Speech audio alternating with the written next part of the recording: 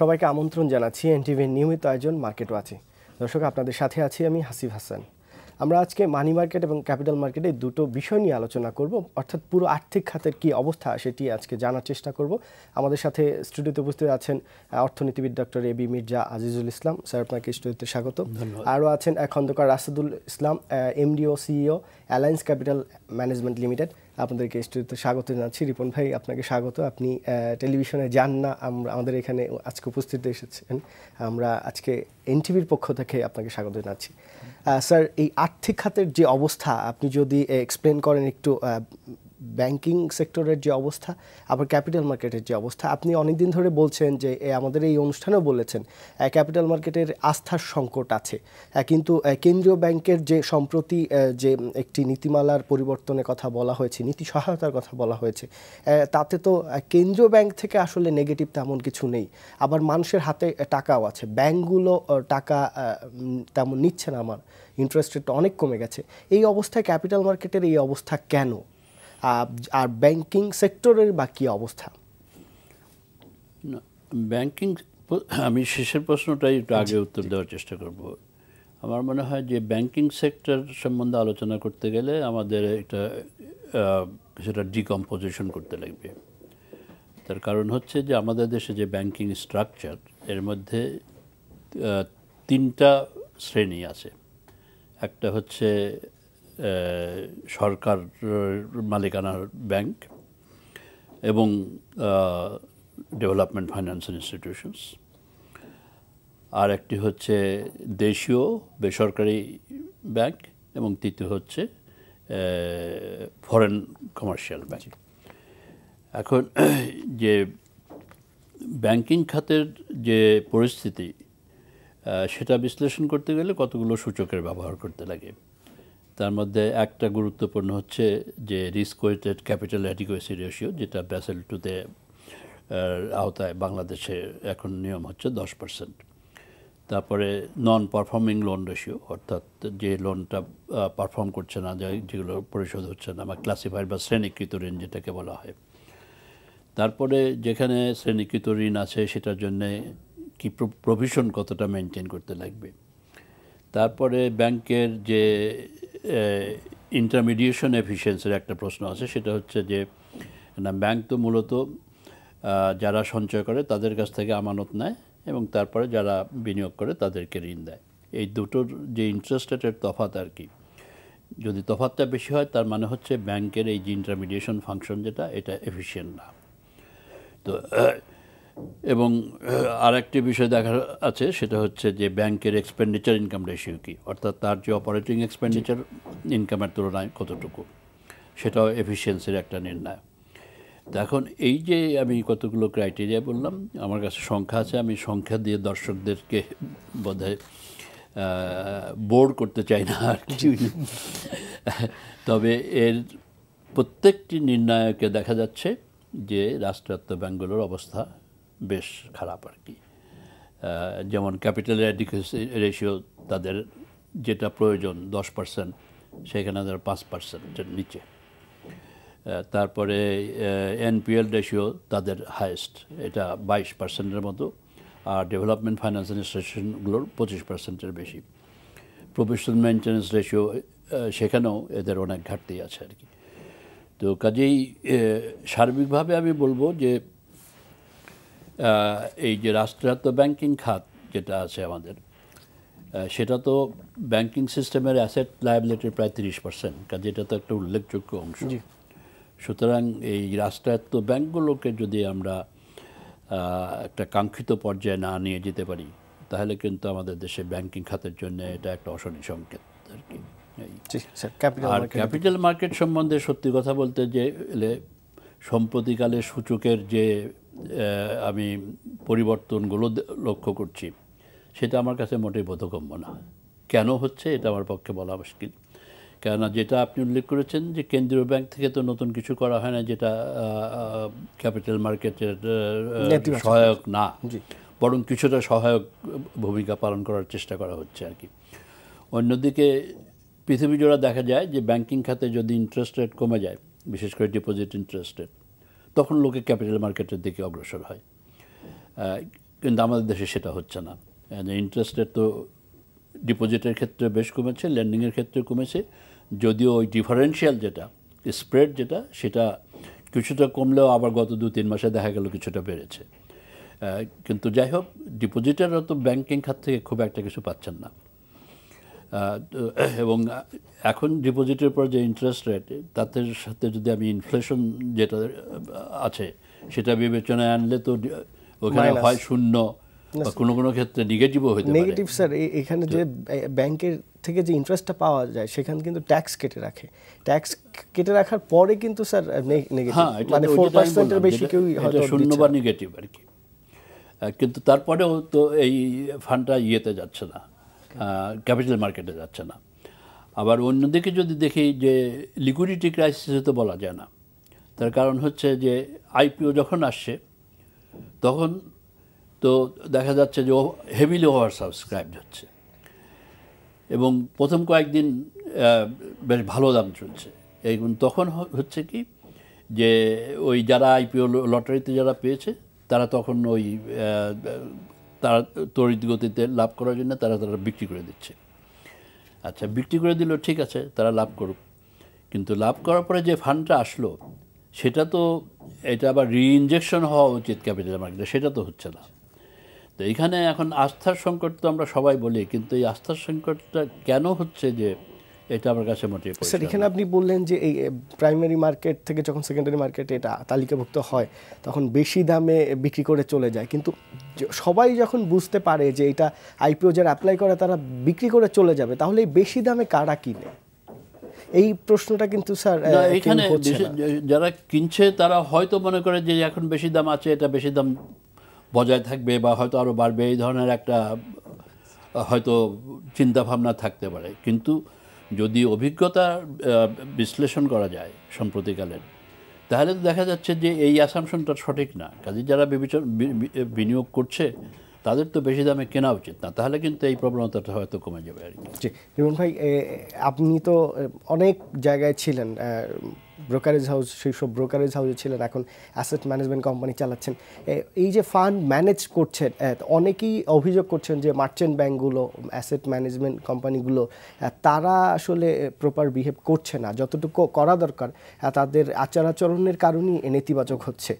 বিশেষ করে যদি নেগেটিভ ইকুইটির অনেক অ্যাকাউন্টগুলো নিয়ে যদি কথা বলেন, এই অ্যাকাউন্টগুলো যেভাবে ভালো শেয়ারগুলো কেনা দরকার ওইগুলো কেনা হচ্ছে না।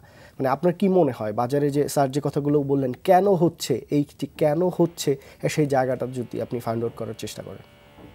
ধন্যবাদ হাসিব। ফার্স্ট অফ অল স্যারের সাথে বলি যে আমাদের মধ্যে কিছুটা রেস্টলেস, আমরা ইনভেস্টর হিসাবে কিছুটা রেস্টলেস, কুইক টাকা বানানোর একটা প্রবণতা লক্ষ্য করা যায় আমাদের ইনভেস্টরের মধ্যে, যেটা risk and return positively correlated. যখন আমি তাড়াতাড়ি বেশি টাকা বানাতে যাব, risk is bit higher. So brokerage যখন ছিলাম তখন আমি এক্সিকিউশন লেভেলে, just I execute the order on behalf of client. কারণ ফান্ড ম্যানেজমেন্টে যখন আসলাম তখন প্রথম নিজেকে বোঝানোর চেষ্টা করলাম I should be more disciplined. Discipline হওয়া একটা বড় জিনিস ক্যাপিটাল মার্কেটে টিকে থাকার জন্য। আমার প্যাশন আছে, অনেক বছর ধরে কাজ করার ফলে আগে যখন ব্রোকারেজে ছিলাম আমার এক্সিকিউশন লেভেল করলে আমি কমিশন জেনারেট করতাম। এখন আমার কাছে মনে হয় যে না, I should B long only, একটু ধৈর্য ধরি, দেখি কি হয়। না, এই কমিশনের বিষয়টা যদি আসেন, আমরা যে টপ 10-এ যে ব্রোকারেজ হাউসগুলো দেখি যে 1-2 নম্বরে অলওয়েজ লঙ্কা বাংলা এবং আইসিবি থাকে, এই দুটো আলাদা, ওদের ফান্ড অনেক বেশি। বাকি যারা আছে তাদের একটা মানে একটা প্রতিযোগিতা থাকে এবং আমরা দেখি 6, 7, 8, 9, 10 নম্বরে যে বা 11, 12 যেগুলো 10-এর মধ্যে ঢুকতে চায় বা 10 থেকে বের হয়ে যেতে চায়, এই ব্রোকারেজ হাউসগুলোর সিইওরা বেশ প্রেশার দেয় ব্রাঞ্চগুলোকে এবং এটার যথেষ্ট প্রমাণও আছে বিভিন্ন জায়গায় যে তোমার ক্লায়েন্ট যাই হোক তোমাকে বাই সেল করতে হবে, তোমাকে এত কোটি টাকা ট্রেড করতে হবে। তো বাজার যেখানে পড়ে যাচ্ছে সেখানে কিন্তু ওই ব্রাঞ্চ ম্যানেজার ওই বিনিয়োগকারীকে মানে শেয়ার কেনা বেচার জন্য বলে বা তথ্য দেয়, যেহেতু তার মূল হেড অফিস থেকে এই ধরনের একটা প্রেশার আসে। এই বিষয়গুলোই যে প্রতিযোগিতা, অসম প্রতিযোগিতা টিকে থাকার জন্য যে করা হয় কমিশন বাণিজ্য, যেটা মানে এই বিষয়টা কি আসলে দেখা উচিত, এখানে নৈতিকতার একটি বিষয় থাকে কিনা? প্রথম কথা হচ্ছে যে অফকোর্স একজন ইনভেস্টমেন্ট ব্যাংকার হিসেবে ethical standard should be highest থাকা উচিত। সেকেন্ড কিন্তু আরেকটু আমি শুধু এখানটা যেহেতু এই প্রশ্নটা এসছে, জি স্যার, রিপন তো ভালো বলতে পারবেন, যে রিপন যেটা আগে উল্লেখ করেছেন যে যখন উনি ব্রোকারেজে ছিলেন তখন তার কাজ ছিল অর্ডার এক্সিকিউট করা, কিন্তু এই যে এখানে নৈতিকতার প্রশ্ন এটাই আসে যে যে ব্রোকার হাউস যারা, তারা কিন্তু ইনভেস্টরকে বলবে না যে তুমি এটা কিনো বা বিক্রি করো, এটা কিন্তু বলাটা কিন্তু স্যার এটা হচ্ছে আমার কাছে স্যার সুনির্দিষ্ট প্রমাণ আছে হতে পারে সেই যে টপ 10 মানে 5-এর পরে যে ব্রোকারেজ হাউসগুলো, তারা হয়তো দেখা যায় যে এই খারাপ বাজারে আমরা টপ 10-এ থাকা মানে মূল যে মাদার অর্গানাইজেশন তাকে প্রমাণ করা যে আমাদের প্রতিষ্ঠান ভালো আছে এবং যত বেশি ট্রেড হবে ততই তার সেটা হচ্ছে না। সেই কারণেই যে ইনভেস্টর যারা, তাদেরকে সচেতন হতে লাগবে যে এখন আমার ব্রোকার বললো যে তুমি কিনো আর আমি কিনলাম, সে বললো যে বিক্রি করলো আর বিক্রি করলাম, সেটা যদি হয় তাহলে তো চলবে না। কিন্তু সেখানে আমার মনে হয় রিপন আর একটু এক্সপ্যান্ড করুন যে ওই যে ইনস্টিটিউশন ইনভেস্টর যারা আছে তারা কি রোলটা প্লে করছে সেটা। প্রথম কথা হচ্ছে যে ব্রোকার এক্সিকিউট করে অন বিহাফ অফ ক্লায়েন্ট ডিসক্রিপশনের কিন্তু এক্সিকিউট। তো আমাদের স্যারের সাথে ওইটা আবারও একমত যে আমাদের ইনভেস্টরদের সচেতন হতে হবে, কারণ ইনভেস্টর ব্রোকার বললেই করতে হবে এটা কিন্তু কোনো ম্যান্ডেটরি কিছু না। সুতরাং without prior approval of investors broker cannot execute anything. যদি করে তাইলে কন্ট্রাভিন, এটা ইমিডিয়েটলি তারা এসসিসিকে জানাতে পারে যে আমরা আমাদের শেয়ার না বলে বিক্রি করে দিয়েছে, না বলে কিনেছে। এটা legitimate right for the customer, এটা করতে পারে না যদি করে থাকে। এখন কোয়েশ্চেনটা হচ্ছে নেগেটিভ একুইটি। নেগেটিভ একুইটির এক্সাম্পলটা লাইক একজন ইনভেস্টর 10 টাকা দিয়েছিল, ব্যাংক 10 টাকা দিয়েছে।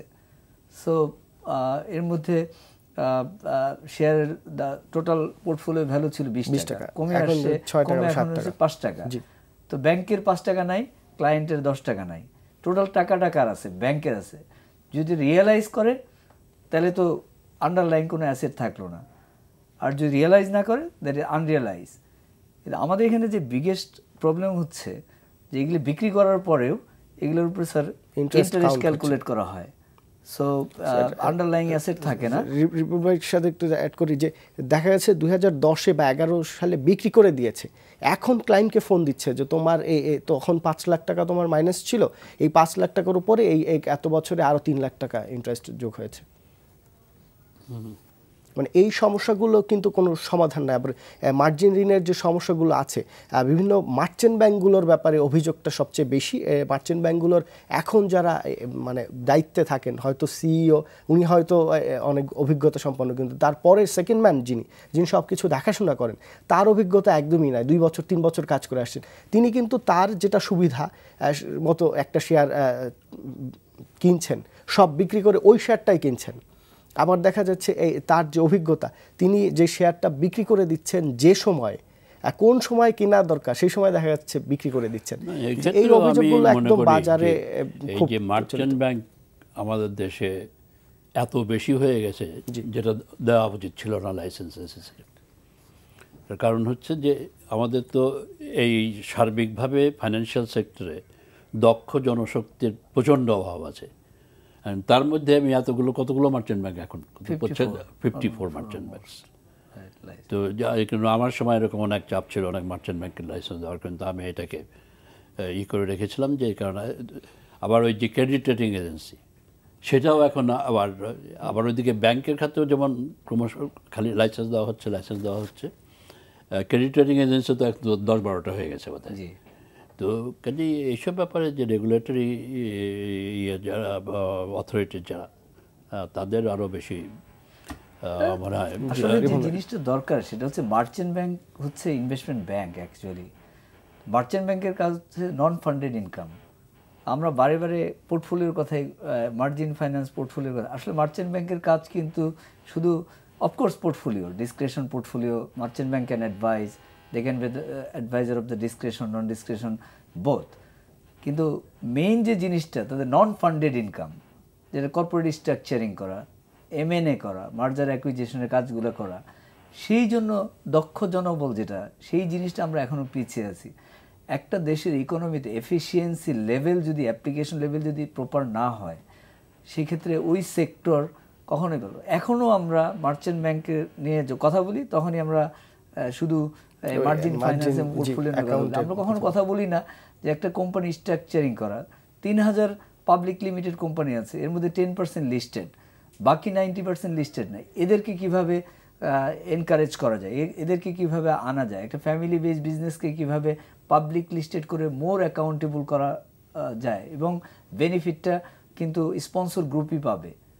তো এই জিনিসগুলো আমাদের চিন্তা করার সময় এসছে। মানে এটা না করাই আমাদের দীর্ঘসূত্রিতার একটা বিষয়, যে এই জিনিসগুলো প্রপারলি অ্যাড্রেস করা উচিত। যে আর অ্যাকাউন্টেবিলিটির প্রশ্ন হচ্ছে যে আমাদের দেশে যে লিস্টেড কোম্পানি আছে, তারা যখন ক্যাপিটাল রেইজ করে, প্রথম প্রসপেক্টাসে লেখা থাকে যে তাদের ডেট পরিশোধ করা হবে, একটা পোর্শন অফ রেইজিং ফান্ড। তো ডেট যদি পরিশোধ করা হয়, তাহলে তো প্রফিটেবিলিটি বাড়ার কথা। সুতরাং এক্ষেত্রেও আমার মনে হয় যে বিষয়গুলো প্রপারলি দেখা উচিত এবং এনফোর্স করা উচিত, যে আসলে এই টাকাগুলো কি প্রপারলি ইউটিলাইজ হয়েছে, প্রপারলি ডেট পরিশোধ করা হয়েছে, এবং এক্সপানশনের জন্য যে টাকা নিয়েছে এটা প্রপার ইউটিলাইজেশন হয়েছে কিনা। জি রুমন ভাই, সম্প্রতি মার্চেন্ট ব্যাংকার্স অ্যাসোসিয়েশন থেকে একটি প্রোগ্রাম হয়েছে হোটেল পূর্বানীতে, সেখানে অর্থ উপদেষ্টা এসেছিলেন। তিনি তার বক্তৃতায় স্পষ্ট করে বলেছেন, বিএসইসির চেয়ারম্যান ছিলেন, যে আপনারা এই যে শেয়ার বাজারে কেনা বেচা করলে যারা, তাদেরকে বিভিন্ন সময় গ্যামলার বলা হয়, বিভিন্ন সময় তাদেরকে পানিশমেন্ট দেওয়া হয়, এই ছোটোখাটো এই পানিশমেন্টগুলো না দিয়ে বা এটার দিকে নজর কম দিয়ে আপনারা এই দিকে নজর দেন, যেদিকে হলো হাজার হাজার কোটি টাকা নিয়ে যাচ্ছে, কোম্পানিগুলো মিথ্যে তথ্য দিচ্ছে, যে টাকাগুলো নিয়ে যাচ্ছে সেই টাকাগুলো আবার কোথায় ব্যবহার করা হচ্ছে, অনিয়ম হচ্ছে কিনা, এই কথাটি অর্থ উপদেষ্টা একদম স্পষ্ট করে বলেছেন। এবং তার কাছে হয়তো এরকম তথ্য ছিল বলেই এটি বলেছে। এবং আমরা কিন্তু সবাইকে দেখি যে ক্যাপিটাল মার্কেট রিলেটেড যারা আছেন, যে এই মার্চেন্ট ব্যাংকগুলোর একটি দায়বদ্ধতা থাকে, এবং কোম্পানিগুলো যে তথ্য দিয়ে তালিকাভুক্ত হয় তারপরই সম্পূর্ণ উল্টে যায়। না, এইটা তো নিঃসন্দেহে এ ধরনের অভিযোগ থাকলে সেটা যাচাই বাছাই করা উচিত। এবং এখানে কয়েকটি বিষয় আছে। একটা হচ্ছে যে যখন আইপিওতে আসছে, জি, তখন হয়তো যে অ্যাকাউন্টস দিচ্ছে সেই অ্যাকাউন্টসটা ডিপেন্ডেবল না। তখন হয়তো দেখা যাচ্ছে যে হাই প্রফিট, সুতরাং ভালো ডিভিডেন্ড দিতে পারবে। তো সুতরাং এখন তো আবার আরও বুক বিল্ডিং হয়ে গেছে, সেখানেও মার্চেন্ট ব্যাংকগুলোর একটা ভূমিকা আছে। তো কাজে সেটা হচ্ছে একটা দিক।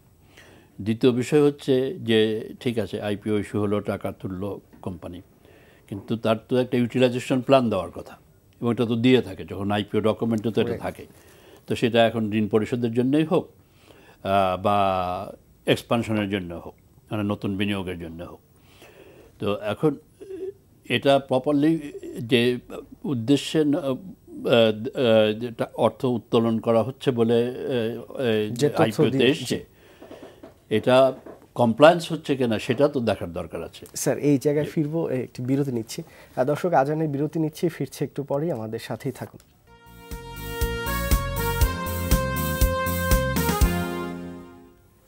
বিরতির পর সবাইকে আবার আমন্ত্রণ জানাচ্ছি। স্যার, যে জায়গাতে ছিলেন। জি না, যেটা আমি বলছিলাম যে এই যে আইপিওর ব্যাপারটা আর কি, এখানে নানা রকমের অভিযোগ আছে। যে একটা হচ্ছে যে ওভার প্রাইসিং হচ্ছে যখন ইনিশিয়াল পাবলিক অফারিংয়ে আসছে, সেটা এখন অ্যাকাউন্টস ম্যানিপুলেট করে হোক বা বুক বিল্ডিংয়ের মাধ্যমে হোক, যেভাবেই হোক। তো সেখানটা আমার মনে হয় যে এসএসসির আর একটু কঠিন হওয়ার প্রয়োজনীয়তা আছে। তার কারণ হচ্ছে যে এসএসসি দাম ঠিক করবে না, কিন্তু কথা হচ্ছে যে দামটা নির্ধারণ করা হচ্ছে সেটা বুক বিল্ডিংয়ের মাধ্যমে হোক বা ফিক্সড প্রাইসের মাধ্যমে হোক, এটা যৌক্তিক কিনা সেই জিনিসটাই আমার মনে হয় এসএসসির বিবেচনা করা দরকার আর কি। এবং না হলে তখন এসএসসি যদি মনে করে এটা যৌক্তিক না, এবং সেখানে এসএসসির অনেক কিছু বিবেচনায় আনতে পারে, যে এটা কোন সেক্টরে, কি প্রোডাক্ট, এটা কি এক্সপোর্ট মার্কেটে যাচ্ছে, এটা কি শুধু ডোমেস্টিক মার্কেটে ইত্যাদি, এবং এই সেক্টরে অন্যান্য কোম্পানি যদি থেকে থাকে তাদের কী ধরনের পারফরমেন্স ইত্যাদি অনেকগুলো বিষয় নিয়ে তারা একটা সিদ্ধান্ত নিতে পারে যে এই দামটা যৌক্তিক কেনা, এটা একটা ব্যাপার। আচ্ছা, দ্বিতীয় বিষয় হচ্ছে যে যে উদ্দেশ্যে আইপিওর মাধ্যমে ফান্ড তোলা হচ্ছে সেটা কি ওই উদ্দেশ্যে ব্যবহার করা হচ্ছে নাকি অন্য কোথাও যাচ্ছে? স্যার এইগুলো দেখার এমনি এসএসসি যেটা বলে থাকে যে তাদের লোকবলের অভাব আছে, তো কোম্পানি টাকা নিয়ে সেই টাকাগুলো কি করছে এই মানে এইটা দেখার তো লোকবল আছে বলে মনে হয় না। এই অজুহাত তো আমার কাছে গ্রহণযোগ্য না। তার কারণ হচ্ছে যে এইটা এসএসসির একটা মৌলিক দায়িত্ব। সেই দায়িত্ব পালনের লোকবল যদি নাই থাকে তাহলে এসএসসির আইপিও দেওয়া উচিত। স্যার একটা ফোন নিয়ে নিচ্ছি। দর্শক কে আছেন, আপনার প্রশ্নটি বলুন। আমি ঢাকা থেকে বলছি, আমার নাম আরিফ। জি ভাই, প্রথমে আপনাকে ধন্যবাদ জানাই এত সুন্দর ইনভেস্টর ফ্রেন্ডলি প্রশ্ন করার জন্য সবাইকে।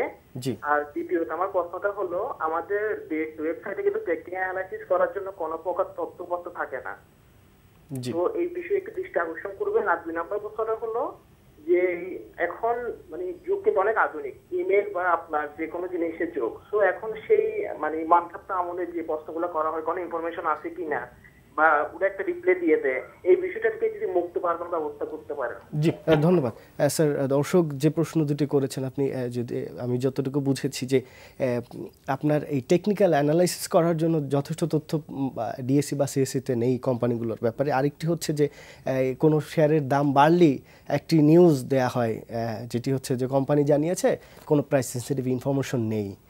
তো এই বিষয়টি আসলে বিনিয়োগকারীদের সিদ্ধান্ত নিতে কিন্তু একটি সমস্যায় পড়ে। না, এখানে তথ্য নাই কেন বলছেন সেটা আমি ঠিক বুঝতে পারছি না। যথেষ্ট তথ্য না, এখন যদি মানে যে কোয়ার্টারলি অ্যাকাউন্টস যেটা আনঅডিটেড অ্যাকাউন্টস, সেটা তো ওয়েবসাইটে থাকার কথা, ডিএসসি ওয়েবসাইটে এবং এসএসসি ওয়েবসাইটে, কোম্পানি ওয়েবসাইটে, এবং এগুলো তো থাকে। এখন এখানে যেটা আমার কাছে মনে হয় যে কতজন বিনিয়োগকারী ওই তথ্যগুলো বিশ্লেষণ করে তারপরে তারা বিনিয়োগে আসছেন। এখন তারা যদি ওই ব্রোকার যেটা বললেন বা অন্য দেখলেন যে অন্য অমুকে কিনছে সুতরাং আমিও কিনি, এই ধরনের ইয়ের থেকে যদি হয় তাহলে তো এটার কী বলে, তাহলে তো তারা এই ভোগান্তিতে পড়বেন আর কি। তো কাজেই সেই তথ্যের ব্যাপারটা আমার মনে হয় যে তথ্য প্রাপ্তির চাইতে তথ্য বিশ্লেষণের ব্যাপারটা আমার মনে হয় আরও বেশি গুরুত্বপূর্ণ আর কি। আর একটি হচ্ছে যে যদি কেউ ইচ্ছাকৃতভাবে ভুল তথ্য দিয়ে থাকে, যেটা অনেক সময় আমাদের দেশে বলা হয় যে একটা কোম্পানি 3টা অ্যাকাউন্টস বই মেনটেন করে, একটা এসএসসির জন্য, একটা এনবিআরের জন্য, একটা তাদের ইন্টারনাল পরে নিজেদের পারপাসের জন্য আর কি। তো সেইগুলো যদি হয়ে থাকে সেখানে তো এখানেও আবার এসএসসিরও কিছুটা দায়িত্ব থাকে যে ওই এখন, এবং এই কারণেই কিন্তু আমরা একটা উদ্যোগ নিয়েছিলাম যে ফাইন্যান্সিয়াল রিপোর্টিং কাউন্সিলের। তো যাই হোক, এই আইনটা যদিও তত্ত্বাবধায়ক সরকারের সময় এটা অনুমোদন দেওয়া হয়েছিল, কিন্তু পরবর্তীতে পার্লামেন্টে এটা অ্যাপ্রুভ হয় নাই, তার ফলে ওটা বাতিল হয়ে গেছিলো। যে শেষ পর্যন্ত এখন একটা আইন পাস হয়েছে, কিন্তু ওই ফাইন্যান্সিয়াল রিপোর্টিং কাউন্সিল যেটা করার কথা সেটা এখন পর্যন্ত করা হয়নি। যে এই বিষয়গুলো তো নিশ্চয়ই দেখার প্রয়োজন আছে আর কি। জি রিপন ভাই, যে জায়গাটিতে দর্শকের প্রশ্ন, শেষের প্রশ্নটা যদি বলি, যেই কোনো শেয়ারের দাম বাড়লে, এটা আমরা আমাদের এই অনুষ্ঠানটা শুরু হওয়ার পরে এখানে সবাই একই কথা বলেছেন যে দাম বাড়লেও যদি কারণ জানতে চাওয়া হয়, কমলেও সেটি চাওয়া দরকার, কিন্তু সেটি আসলে হচ্ছে না। আরেকটি যেটা হচ্ছে যে এখন শেয়ারের দাম বাড়লেই যখন এই কারণটি জানতে চাওয়া হয় বা ডিএসসির মনিটরে যখন একটা নিউজ দেওয়া হয় কোম্পানি জানিয়েছে কোনো প্রাইস সেন্সিটিভ ইনফরমেশন নেই, তখন কিন্তু একটা বিনিয়োগকারীদের মধ্যে একটা শঙ্কা তৈরি হয় যে আবার কি এই কোম্পানিটা হয়তো 10% বা 20% বেড়েছে, তাহলে এই কোম্পানিটাকে নিয়ে ডিএসসি কি এটা স্টপ করে দিবে বা এটা নন মার্জিন করে দিবে, নাকি এটা নিয়ে আবার তদন্ত হবে। যে কারণে এই ধরনের নিউজ আসার পরই কিন্তু দেখা যায় যে ওই কোম্পানিটির শেয়ারটির দাম পড়া শুরু করে। আপনাকে যদি একটু ভেঙে বলি, ধরেন কোনো কোম্পানির P5 আছে, 5P-তে ট্রেড হচ্ছে, সেখান থেকে যদি 10% বাড়ে তারপরে এইটা করা হয়। আবার যদি কোনো 300P থাকে, সেটা বাড়লেও সেই একই কাজ করা হয়। তাহলে এটা কোন যুক্তিতে করা হয়? প্রথম কথা হচ্ছে যে আনঅডিটেড রিপোর্টের উপর খুব বেশি নির্ভরশীলতা কমাতে হবে আমাদের। Unaudited means unaudited, audited report important, unaudited report can change. কিন্তু অডিটেড রিপোর্ট ভাই আপনি যদি দেখেন যে এই দেশে, স্যার ভালো বলতে পারবেন, অডিট যারা করেন তারাও তো মানে ওই কোম্পানির কথাই শুনেন, এখন আনঅডিটেড যেটা দেখা যায় যে হঠাৎ করে থার্ড কোয়ার্টারে পর্যন্ত ইপিএস 3 টাকা, ফাইনাল ইয়ারে যে 20 টাকা। আবার আপনি যদি দেখেন, আপনি যদি একটা জুতা তৈরির একটি কোম্পানি যদি বলেন বাংলাদেশে, বাটার পরই তাদের অবস্থান, হ্যাঁ তারা নেগেটিভ ইপিএস দেয়, কিভাবে? প্রথম হচ্ছে যে কর্পোরেট গভর্নেন্স, সুশাসন, এটা ব্যক্তির থেকে শুরু হবে। মানে আমার কথা হচ্ছে যে আমাদের নৈতিকতা শুরু হবে আমার কাছ থেকে। তো প্রশ্নটা হচ্ছে যে আমি যখন বিনিয়োগকারীর কাছে টাকাটা নিব, আমার ঠিক ইকুয়ালি আমার অ্যাকাউন্টেবল থাকতে হবে, আমার বিনিয়োগকারীর প্রতি স্বচ্ছতা জবাবদিহিতা থাকতে হবে। সেটা আমার কাছে, এটা হচ্ছে ইনভেস্টমেন্ট ব্যাংকার হিসাবে বা আমার একজন মানুষ হিসাবে সুশাসন আমার নিজের থেকে শুরু হওয়া উচিত। সুতরাং আমার প্রফিটেবিলিটি কারো না কারোর কাছে তো জবাবদিহি করতে হবে। আমাদের দেশে কিন্তু লিগ্যাল ফ্রেমওয়ার্ক বা আইনের কোনো অভাব নাই, শুধু এনফোর্সটা দরকার। শুধু আবার এনফোর্স করেও সব কিছু হবে না যদি আমরা নিজেদের মধ্যে সুশাসন তৈরি না করি। আমাদের নিজেদেরকে অনেক স্বচ্ছ, অনেক জবাবদিহি হতে হবে। এটা অ্যাসেট ম্যানেজার কথা যেটা বলছিলেন, যে আমাদের অ্যাসেট ম্যানেজার, আজকে মিউচুয়াল ফান্ড ইন্ডাস্ট্রির উপর মানুষের কোনো কনফিডেন্স নাই। আমি ভেঙে asset manager, I cannot deny my responsibility. আমি নিজেও রেসপন্সিবিলিটি ডিনাই করি না। আমার ওপেন এন্ড ফান্ড চালাই। আমি চাই প্রত্যেকটা মিউচুয়াল ফান্ড প্রতিদিন তাদের NAV end of the day প্রকাশ করে দেখ। কিন্তু এটা করছে না কেন, এটা আমি জানি না। বিকজ আমি ওপেন এন্ড ফান্ড আমরা প্রতিদিন পাঠিয়ে দিই। কিন্তু এটা যদি ডিএসসি এর আফটার ট্রেডিং এটা দেওয়া হয়, তাহলে কি মানুষ বুঝতে পারবে যে ইভেন আন্ডারলাইং অ্যাসেট কি আছে। আমার যে এই জায়গাটা স্যার, এই অ্যাসেট ম্যানেজমেন্ট কোম্পানিগুলো কোন শেয়ারগুলো কিনছে, তারা কোথায় কোথায় ইনভেস্ট করছে, এটা কিন্তু এই ফান্ড হোল্ডাররা জানতে পারে না। এবং দেখা যাচ্ছে এই কারণেই কিন্তু দেখা যাচ্ছে যে অনেক এএমসি তারা বিভিন্ন জায়গায় বাড়ি করছে, সেখানে এমপ্লয়ীদের নিয়ে যাচ্ছে, পিকনিক করছে, অন্য আইনের ব্যত্যয় ঘটিয়ে অন্য জায়গায় ইনভেস্ট করছে। মানে এগুলো আসলে এত প্যাচ, যে কারণে মিউচুয়াল ফান্ডের উপর বিনিয়োগকারীদের আস্থা আসলে কমে গেছে। যদিও অনেক মিউচুয়াল ফান্ড এখন ভালো করছে, মানে এএমসি অনেকগুলো ভালো করছে। ভাই, প্রথম কথা হচ্ছে যে আস্থার জায়গাটি, মানুষ ইনভেস্ট করে অ্যাসেট ম্যানেজারকে দেখে। মানে আমাদের যে পৃথিবীতে আস্থার জায়গা হচ্ছে ব্যক্তি, প্রতিষ্ঠান, তার ওয়ে অফ ইনভেস্টমেন্ট কী হবে, ইনভেস্টমেন্ট ম্যান্ডেটটা কীভাবে তৈরি হয়, কীভাবে ইনভেস্টমেন্ট কমিটি। সুতরাং মিউচুয়াল ফান্ড বিধিমালাতে স্পষ্ট লেখা আছে, একটা সার্টেন ফান্ডের 10%-এর বেশি একটা কোম্পানিতে ইনভেস্ট হবে না, 15% একটা পেইড আপ কোম্পানির তে হবে না বেশি, 20% একটা গ্রুপ অফ কোম্পানিজে হবে না, আর 25% একটা সেক্টরে বেশি হওয়া যাবে না। এটা তো মিউচুয়াল ফান্ড বিধিমালাতে স্পষ্ট সব কিছু দেওয়া আছে। এবং 60% ক্যাপিটাল মার্কেট, 40% আদার দেন ক্যাপিটাল মার্কেট। এবং হস্তান্তরযোগ্য যেগুলো আদার দেন ক্যাপিটাল মার্কেট, যেগুলো হস্তান্তরযোগ্য হবে, ইনস্ট্রুমেন্ট হতে হবে। তা আমাদের সেটা তো অভাব আছে বাংলাদেশে। ইনস্ট্রুমেন্ট আমাদের নাই। একটা ইকুইটি বেস মার্কেটে আসলে আমরা আল্লাহর কাছে বলি যে কখন মার্কেট বাড়বে, কিন্তু ডাউন সাইডে বিজনেস করার অপরচুনিটি যদি থাকতো, এটা অনেক সময় আমাদের কাছে মনে হয় যে হয়তো মার্কেট অনেক ক্ষতিগ্রস্ত হবে শর্ট সেল করলে। নো, এখানে দুইজন প্লেয়ার থাকবে। একজন যে স্মার্ট লং অনলি বায়ার, সে কিন্তু লং টার্ম পজিশন নেবে। শর্ট সেলিংয়েরও কিন্তু নিয়ম আছে, যে একটা 30 ডেজের টাইম থাকে, এই টাইমের মধ্যে সেটেলমেন্ট করতে হবে। সুতরাং শর্ট করলে আইদার তাকে শেয়ার ডেলিভারি দিতে হবে, আর যে কিনবে তাকে সেটেল করতে হবে। সুতরাং আমাদের দেশের যে কম্পোজিশন অফ টেকনোলজিক্যাল ইন্টিগ্রেশন, সেটা দরকার। একটা ন্যাশনাল ক্লিয়ারিং হাউস দরকার নাই। এটা ইকুইটি বেস মার্কেট, এখান থেকে ডাইভার্স করতে হবে। তারপরে বিভিন্ন অ্যাপ্লিকেশন লেভেলগুলো ঠিক করতে হবে। না, আমি একটা জিনিস, যে অ্যাসেট ম্যানেজমেন্ট কোম্পানি যেহেতু তুমি রিপ্রেজেন্ট করো, যে এখন তো গভর্নমেন্ট বন্ডস আর ট্রেডেবল। জি। তো এবং আমি এসএসসিতে থাকাকালীন বেশ কয়েকটা দেশের সিকিউরিটি এক্সচেঞ্জ কমিশনের চেয়ারম্যানদের সাথে আলোচনা করেছিলাম, যে কেন আমি প্রথম এটা তদানীন্তন গভর্নর ডক্টর ফখরুদ্দিনের সাথে মিলে আমরা এটাকে ট্রেডেবল করেছিলাম। এবং সেখানেও তারা যেটা বলেছে যে এই বন্ড ট্রেডিংটা এটা মূলত ইনস্টিটিউশনাল ইনভেস্টররাই করে, ইন্ডিভিজুয়াল ইনভেস্টররা এটার মধ্যে খুব একটা আসে না, কারণ তারা ঠিকমতো প্রাইসিং করা হয় তাদের, কারণ এগুলো তো মূলত প্রাইসিংয়ের উপরে প্রফিটটা নির্ভর করে। তো এখানে আমাদের দেশে এই অ্যাসেট ম্যানেজমেন্ট কোম্পানিজ তারা এই যে almost 100% equity based stock market থেকে বেরিয়ে এই গভর্নমেন্ট ডেট ইনস্ট্রুমেন্টে তো অন্তত ইনভেস্ট করতে পারে। কর্পোরেট ডেটের ক্ষেত্রে কিছু অসুবিধা আছে। অসুবিধাটা হচ্ছে যে একসময় কিছু কর্পোরেট ডেট ইনস্ট্রুমেন্ট ইস্যু করা হয়েছিল, সেগুলোর পারফরমেন্স খারাপ ছিল। তারপর থেকে কর্পোরেশনগুলো বেশি আগ্রহী না এবং ইনভেস্টররা খুব বেশি আগ্রহী না। কিন্তু গভর্নমেন্ট ইয়েতে ডেট মানে ট্রেডিং কেন হচ্ছে না?